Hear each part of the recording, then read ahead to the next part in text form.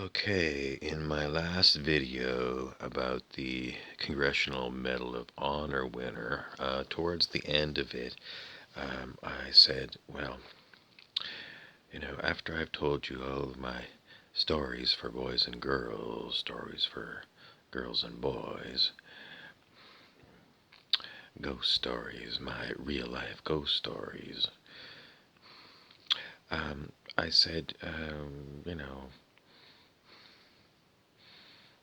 you do a good job, Bob. You tell a good story. It's a good yarn. But I gotta, family to feed, and I gotta get back to work. I gotta get back to whatever it is the job the guy is doing. So, and then the story's forgotten for a long time. Maybe late at night when you can't sleep, my story comes back to you. I mean, you really can't sleep because you're going, man, he tells a good ghost story. I'm still kind of like, my heart's kind of beating down here. It's quite a ghost story. Strange things. I don't want those things. I don't want to know. I don't want to know. I don't want to know. I don't know. And then you're going to remember the other thing I said toward the end of that video. It was about your death. I told you Jim Morrison of the Doors band said, "No one here gets out alive." And then I went on to finish it up, and I ran out of my smartphone ran out of memory, and I had to go and rejig a bunch of these videos so that I could get them up. I'm constantly running. That's the problem. I never seem to have enough memory, because once I start talking, I need lots of memory to record all this stuff.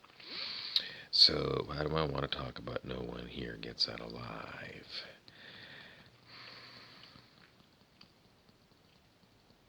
And what difference does it make? What if I told you, you get out of here alive, buddy? Do you believe it?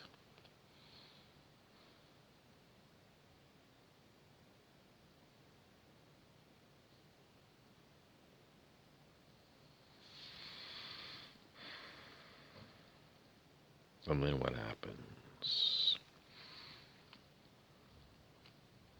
One of my new viewers on my YouTube channel said, well, the Lords of Karma are all about creating endless karmic debt for you so that you can never get out of their matrix prison. You have to keep reincarnating and reincarnating. You can never clear the debt.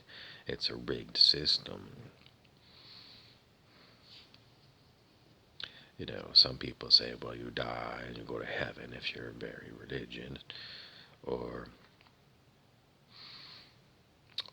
some people say, well, I think what happens is when you drop dead and you bury a dead body, but your mind is deleted. It's dead. There's nothing more. You just fade to black, and that's it.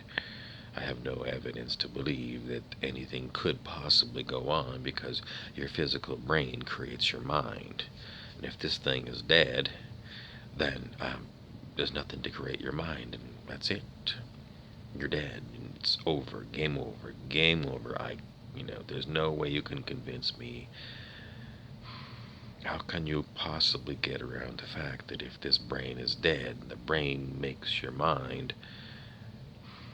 How can you get past the fact that if this physical thing, is part of your lying there dead body, dead cold body, your mind is dead, and you are kaput, finished. And that's the end of the story, Buddy Rowe.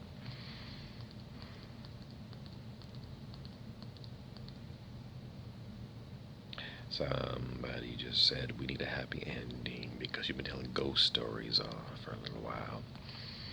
But I said, would you believe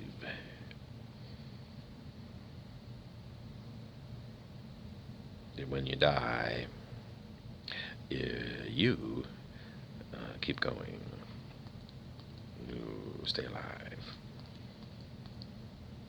I'm going to have to explain my little previous statement about my physical brain and how am I going to work my way around this big problem of a dead physical brain rotting away, and how you could possibly still continue on without a working brain. Well, my hearties,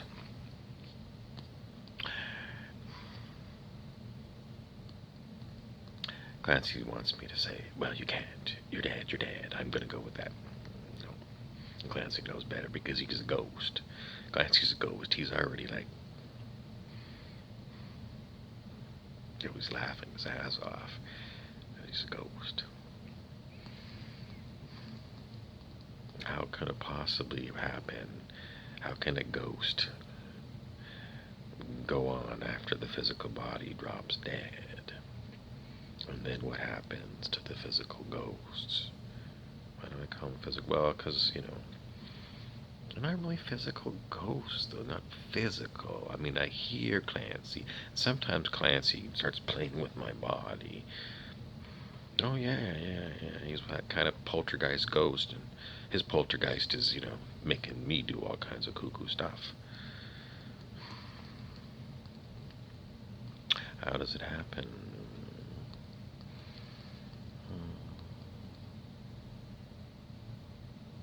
Okay, let's just go on because I've got dry eyes.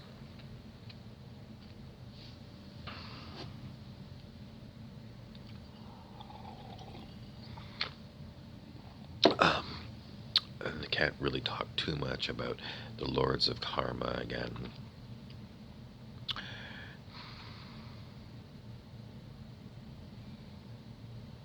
Lords of Cruelty. Do you go into the white light that people talk about after you drop dead? Or don't you? Because the latest YouTubes say never go into the white light because that's the white light that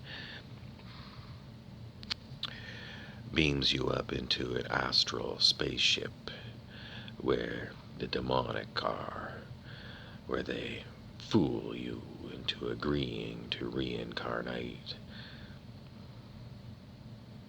The demonic has spaceships. And you get to go for a ride on their astral spaceship. What's astral? It's dream world, basically. That's what they say, the people that do this astral projection or astral traveling, they say it's basically a dream world. And the lower astral is where the demons live.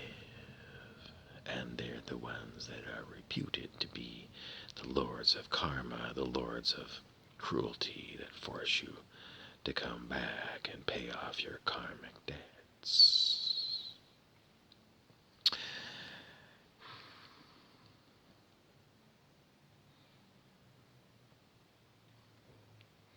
It's the son of a bitch. You just, worked your ass off for 65 years. You retired for 10, then you dropped dead at 75, and then, oh, well, I was watching you the whole time you were on planet Earth, and remember you did this and you did that, and, these are all horrible things, and they're karmic because, you did horrible things.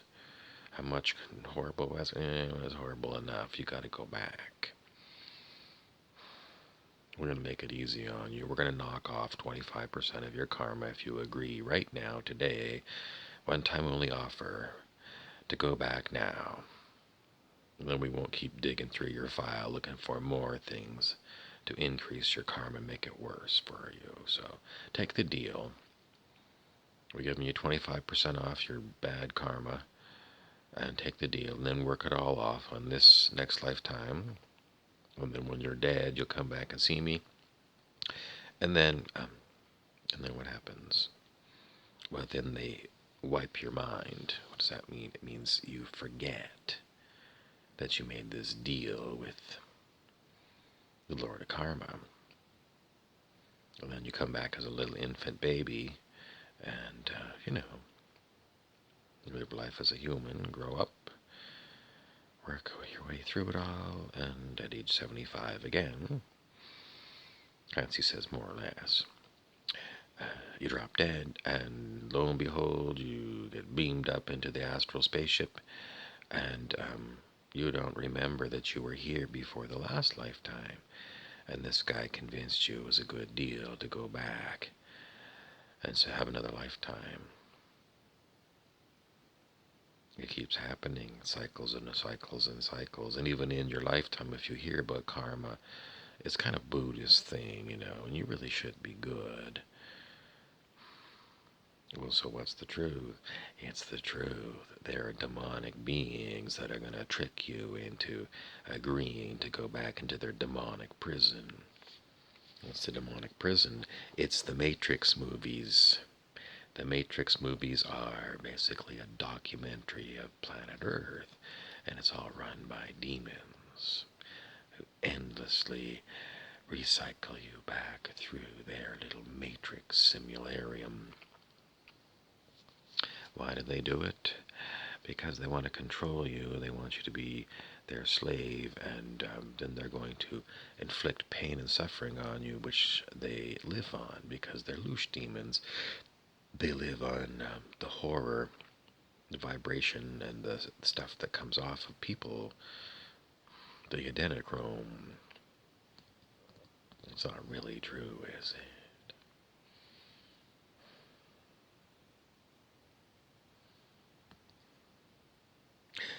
One time I had a bit of it wasn't really a dream. It was like I was in a meditation and I had a vision.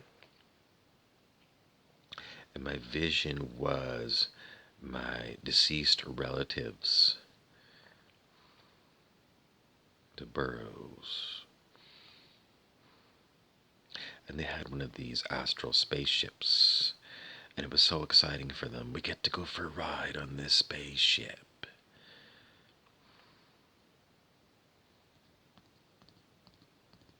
Was it a lower astral spaceship? Why do I keep showing you this hat with 33? Have you ever heard of the 33rd degree Mason? What's a Mason? Well, Masonry is a secret society that my grandfathers belonged to. And the 33rd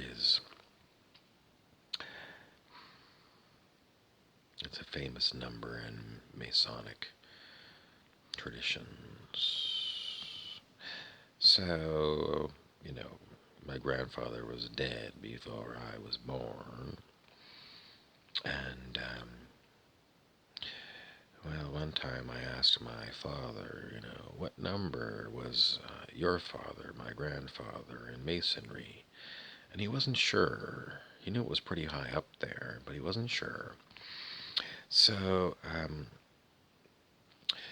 sometime later, he mentioned to me that he met somebody who was in the local Masons organization, and that person said that my grandfather, his father, was a 32.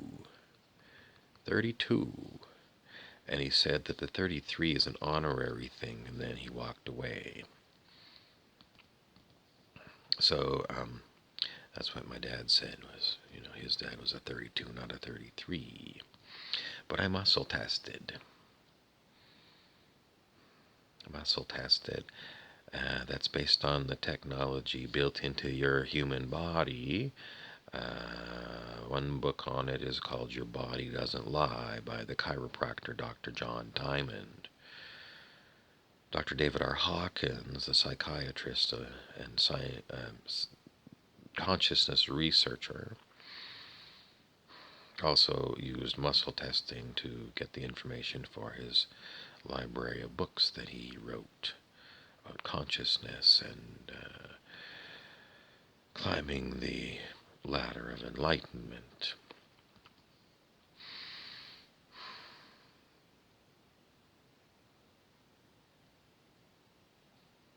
Anyways, I know that technique, and I use muscle testing to find out. Is Grandpa 32? Nope. Grandpa, my grandpa, is a 33. I've changed it from was a 33 because, I said he passed on before I was born, long before I was born. Long, long, long, long, long before I was born. In fact, my father was about 16 years old when his father died. But I'm saying my grandfather is a 33 as if he's still living. I have another ghost story for you. But let's go with a dozen years ago. I can't remember exactly when. I didn't write it down. And anyway, I was on a long drive by myself, driving across the Canadian prairies. And at the same time as driving, I was muscle testing everything that came to my mind via my intuition. Like, where are we going? We're going to get gas at this gas station or the next one. I'd muscle test. Not this one, that one. Constantly muscle testing, muscle testing, muscle testing. I know I sound crazy, don't I?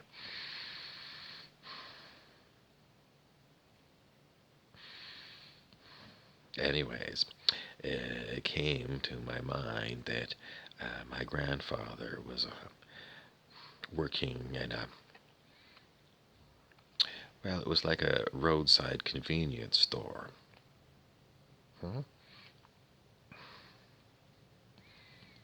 That's cuckoo pants. Nevertheless, that's what came to mind. And then I started muscle testing. Because I've done it for so long, I mean, these cuckoo things would come to mind, and I just test them. Right? Muscle test says yes, it's right. You go with it. So I got, it's that convenience store up there on the right. So pull over. I got pulled over into the parking lot and went inside. And there was a man at the till. The muscle tested. That's my grandpa.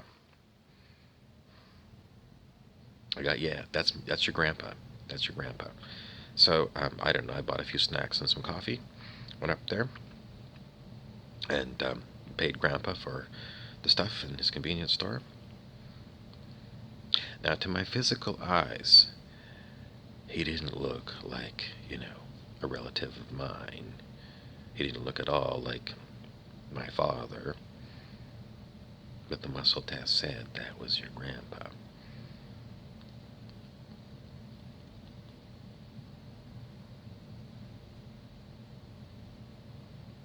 I don't know how to finish the story. I mean, I got back in the car and started drinking my coffee and whatever the food items were, I had snack and got back on the highway and away I went.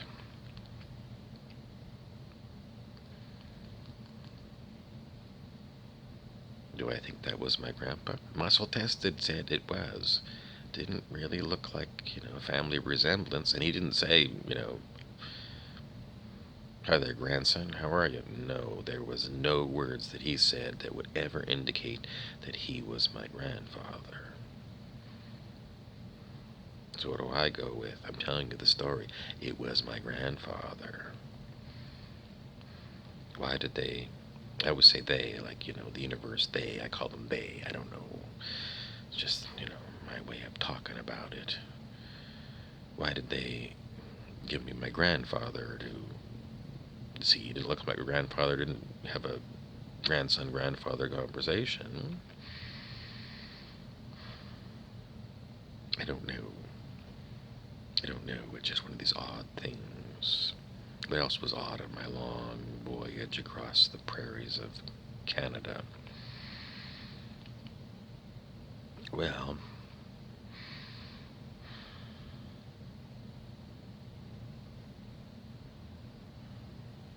it was mostly just driving. Mostly driving. In certain circumstances, I was looking at, like, the farmers' fields, and I was seeing weird things, weird, inexplicable things in the farmers' fields. It was like, have you ever seen, I don't know where they would use them really, but great big smoke generators.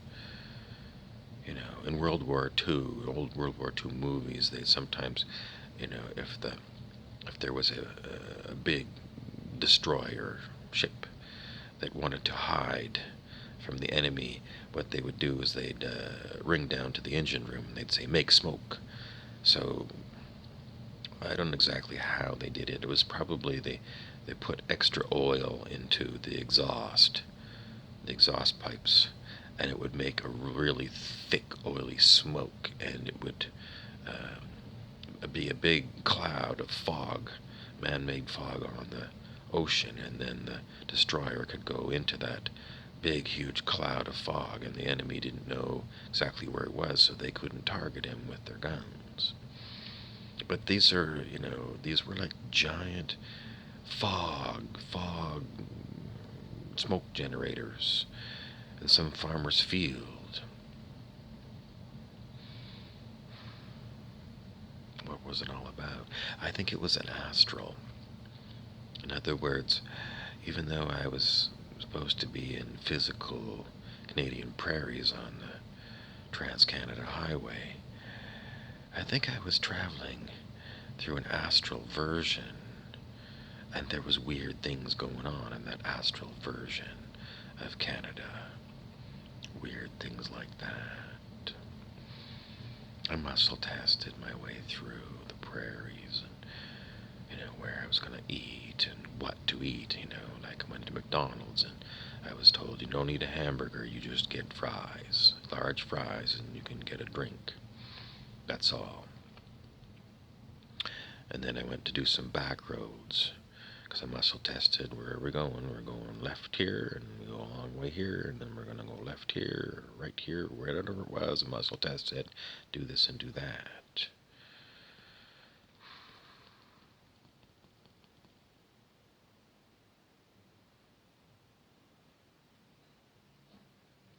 I can't really tell you too much about some of the other oddities right now because I want to hold them back. Because if someone can tell me what happened in some of these places, then I know that they're invaluable to me. I don't know. That's what David Wilcock, the commentator that talks about all kinds of woo-woo stuff, says. Is he quite often says, I don't tell everybody everything because if someone new comes along, I gotta check them out. And they gotta tell me something that I know but I haven't told anybody. Then I know that, they're not bullshitting me. My spirit guides do know all this stuff, though. It's very strange. Sometimes I call them spirit guides. Sometimes I call them my spirit friends. Sometimes I call them ghosts. Sometimes when I'm in a different frame of mind, I think they're computer-generated chatbots. What's the truth? How could there be computer-generated chatbots talking to me? Synthetic telepathy. Synthetic telepathy. What's synthetic telepathy? You go Google it. See what you get. Advanced technology that can make you hear things in your head. Is it true? We live in a very modern age, and there's been trillions of dollars spent by governments on research. And everyone knows there's secret patents that they won't let the common man access. Technologies they develop, but they keep them for themselves. Synthetic telepathy is one of them. So, if you're hearing a ghost, are you hearing something that is man-made? How would you know? Well, if you muscle tested, you might be able to figure it out. But there's also new things, new technologies, synthetic telekinesis, in other words, technologies that can make your arm move all by itself. I told you about Clancy the Ghost, he's like a poltergeist, and he can make my body move in certain ways. Is he a ghost, a poltergeist, or is he a chatbot, AI, artificial intelligence, that uses some kind of technology that can move a human body? And if he can do that, then maybe he can screw up my ability to get accurate muscle tests. So I don't know anymore. So what is he? He's just Clancy to me. Sometimes I get so furious at him because he can do this thing, poltergeist my body. Sometimes when he's really wanting to get my goat, he'll grab my balls. Not with a hand. Psychically, maybe. Or he's an artificial intelligence kind of chatbot thing that's got access to some technology that can send maybe scalar waves at my body, gravity waves or something that somehow, I don't know the science. I mean, it's written up there on the internet, but how are you ever going to prove it's true or false? Anyways, that's Clancy. He drives me nuts sometimes, and then usually later on, me and the other spirit guides, we all come to the conclusion that we have to have Clancy around because he does the dirty work. He does things that the other ones don't really want to do, mostly haunt me really bad. Why does he do it? Because it prompts me. It prompts me. In other words, if Clancy didn't do his haunting thing to me, then I don't have some of the stories that were created by Clancy's hauntings and things. So I'm going to segue into another example of, why there are certain personalities that have got the dirty job of being mean to you. It's because, you can't be a hero unless you've got a villain. Who is the biggest villain in Christendom?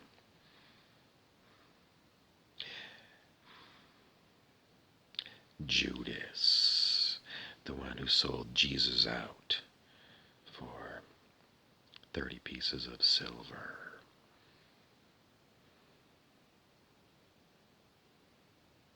But, if Judas hadn't sold Jesus out to the Romans, Jesus wouldn't have ended up on the cross. And then, he wouldn't be Jesus to us, would he? I mean, it had to happen that way. It had to happen that way. Someone had to sell him out to the Romans. Otherwise, we wouldn't know about Jesus and he wouldn't mean anything to us. We wouldn't have these stories about someone dying on the cross, being dead as a doornail, and then, 3 days later, he reappears. He's a flesh and blood body with evidence of the scars of his crucifixion. You had to have it. You had to have Judas in the story. Without Judas, how are you going to get Christ on the cross? You got no story. You have to have Judas. Judas. The Gospel according to Judas. The Gospel according to Judas. This is a library book. Here's your author. So what does the book say? Well, I never read the whole book. I did a small sample. But in essence, the story is that Judas was... He knew more than the other followers of Jesus, and he knew that Jesus needed to be sold out. And I'm going to tell you that he's basically a Clancy person. It's like someone's got to do this dirty job, and the other ones, they don't really know that I'm going to do this, and they're going to hate me forever for doing it. And I'm going to live as the worst rogue, the worst villain in Earth history. It's a dirty job. Do you want to play the Joker in the movies? Heath Ledger did. Then he went crazy, and that was the end of Heath Ledger.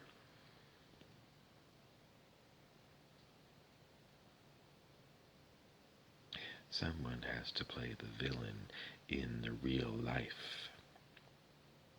Judas did. Clancy does it for us, but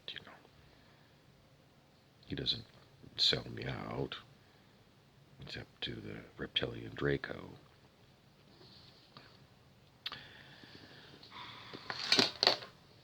Why does he do that?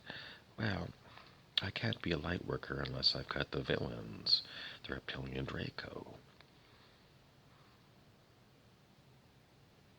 And the Draco have got to have their intelligence on what I'm up to, so they can make plans to psychically attack me or whatever.